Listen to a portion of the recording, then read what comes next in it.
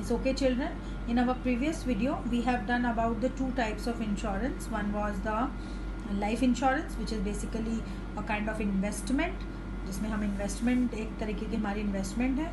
And the second was fire insurance, जो कि एक प्रिंसिपल ऑफ स्ट्रिक्ट इंडेमनिटी होता है. फायर पॉलिसी में लॉस, जितना भी आपका एक्यूरेट अमाउंट ऑफ लॉस है, एग्जैक्ट अमाउंट ऑफ लॉस है, that is paid to you, nothing more than that. And the fire should be the nearest cause, the direct cause. Only then you can avail, you can take the compensation for the claim. Now the third type of insurance is the marine insurance. Marine मतलब related to sea. So marine insurance में we are हम किसका insurance करते हैं? See, कई बार we are exporting and importing goods from other countries and to other countries. तो उसमें वी आर यूजिंग शिप्स. वहाँ पे हम शिप्स यूज़ करते हैं सामान को भेजने के लिए और मंगवाने के लिए. तो जब शिप्स में सामान अच्छे से सामान को रख कर भेज दिया जाता है, then during the transit means during the movement of the ship from one port to another, there are chances of sea perils. Sea perils मतलब like तूफान आ गया, शिप समुंदर में डूब जाती है, या और कुछ टकरा जाती है, पत्थर आ जाता है, या आइसबर्ग आ जाते हैं. तो इन पेरिल से बचाने के लिए we have marine insurance. So it is an agreement where the insurer undertakes to compensate the insured, that is the owner of the ship, for complete or partial loss at sea. ठीक है. A certain sum of money is paid by the insurance in consideration for protection he gets. It provides protection against the loss by marine or sea perils like collision of the ship with the rock, attack of enemies, etc. It involves three things. पहले सो समझ लो कि same जैसे और policies होती हैं और insurance होते हैं, हम कुछ इंश्योरेंस प्रीमियम पे करते हैं इंश्योरेंस कंपनी को, और वो प्रीमियम हम मंथली ईयरली कैसे भी पे कर सकते हैं. और जो इंश्योरेंस कंपनी होती है वो उस प्रीमियम की उस कंसिडरेशन के बदले में हमारे को प्रोटेक्शन प्रोवाइड करती है. प्रोटेक्शन किसके अगेंस्ट प्रोवाइड करती है? Against the sea perils. Sea जो हमें नुकसान पहुंचा सकता है. किसको पहुंचा सकता है सी नुकसान? हमारी शिप को और शिप के अंदर रखे हुए सामान को. तो it can be complete loss और it can be partial loss. वो हमारी मर्जी होगी हम किस टाइप की पॉलिसी लेना चाहते हैं, कंप्लीट लॉस की पॉलिसी लेना चाहते हैं या पार्शियल लॉस की. तो it involves three things. Marine insurance में तीन चीज़ें we have to study. First is ship और hull insurance. Hull means ship. The other name for the word ship is hull insurance. Hull. This is an insurance policy for losses caused by damage to the ship.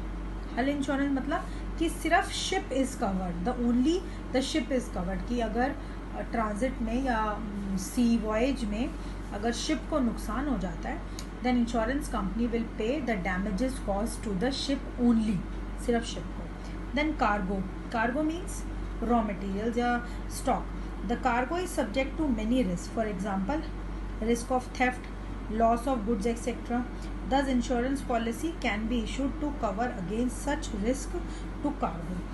Ship का करा सकते हैं. Ship में रखे सामान का भी हम इंश्योरेंस करा सकते हैं. वो सामान चोरी हो सकता है या डिस्ट्रॉय हो सकता है, उस सामान में आग लग जाती है. या सी में बात करें तो जो सी के अंदर का पानी होता है वो उस सामान को डिस्ट्रॉय कर सकता है. तो जब हम कार्गो इंश्योरेंस लेते हैं तो इसका मतलब कि हम उस सामान का भी इंश्योरेंस ले रहे हैं. Freight insurance. फ्रेट का मतलब क्या होता है? किराया. Freight insurance is for the reimbursement of the loss of freight to the insured if the cargo does not reach the destination due to damage और लॉस इन ट्रांजिट. बेटा जब हम शिप से ट्रेडिंग करते हैं तो जो किराया होता है शिप का, that is paid by the receiver. Receiver पहले ही किराया पे कर देता है कि मैं आपको किराया पे कर रही हूँ, आप सामान भेज दो. अब उसने तो किराया पे कर दिया लेकिन सामान पहुँचा नहीं, तो उसका किराया भी लॉस, बेकार हो गया, नुकसान हो गया. तो in that case we do the freight insurance.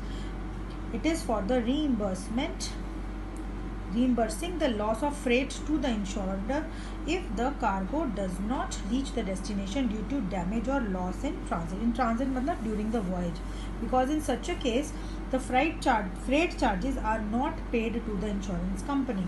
तो ये 3 टाइप का हमारा इंश्योरेंस होता है. शिप और हल मतलब सिर्फ हम शिप का इंश्योरेंस कराते हैं. कार्गो मतलब कि हम उसमें रखे सामान का इंश्योरेंस कराते हैं. फ्रेट मतलब किराया, जो किराया पे करेगा उसको नुकसान ना हो किराए का, उसके लिए भी हम इंश्योरेंस कराते हैं. तो it can be complete loss और पार्शियल.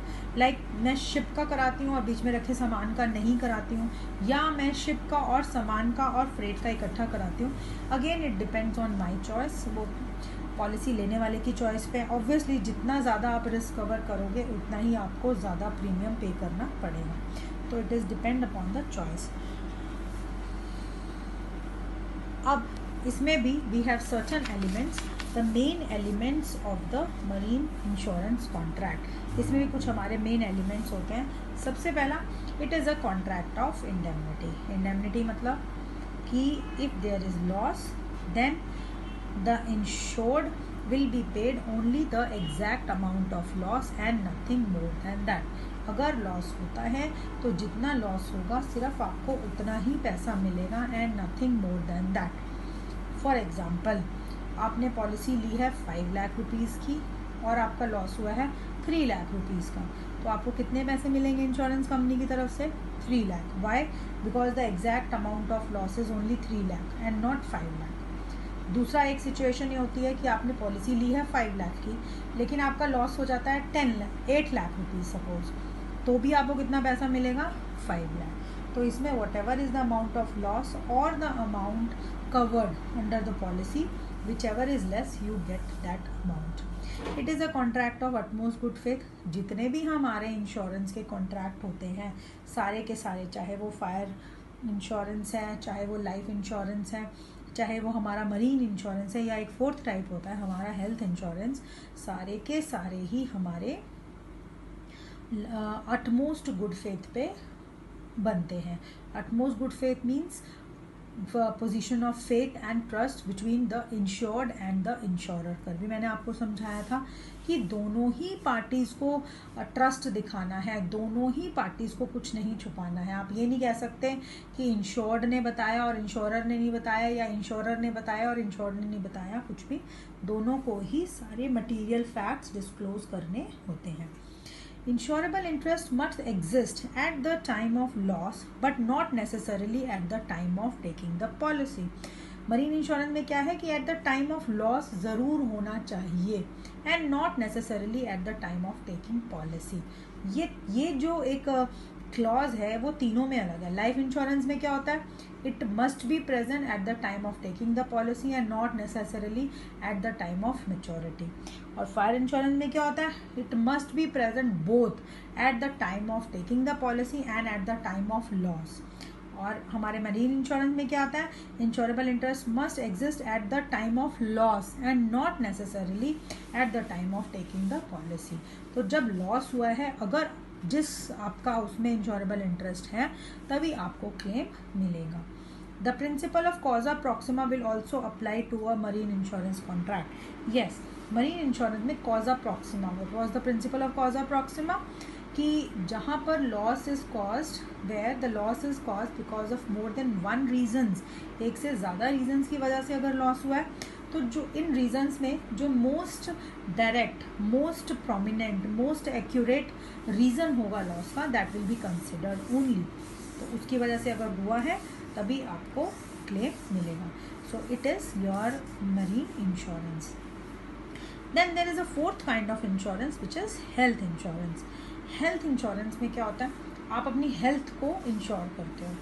हेल्थ में क्या होता है? आइदर, या तो देखो 2 कंडीशंस हैं. आप बीमार होते हो, आप हॉस्पिटल में जाते हो, बहुत पैसा लगता है, आपको कोई बीमारी हो जाती है, उसका ट्रीटमेंट कॉस्टली है, उसका पैसा आप रिकवर कर सकते हो. एंड इन सेकेंड केस, मान लीजिए आपको कोई डिसेबिलिटी हो जाती है. What is disability?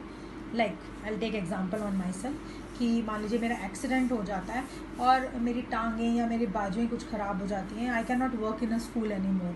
तो अब मैं स्कूल में जॉब नहीं करूँगी, तो अगर मैं स्कूल में जॉब नहीं करूँगी तो मेरी इनकम का लॉस है, तो because of disability there is a loss of income, तो उसको भी हमारा हेल्थ इंश्योरेंस कवर करता है.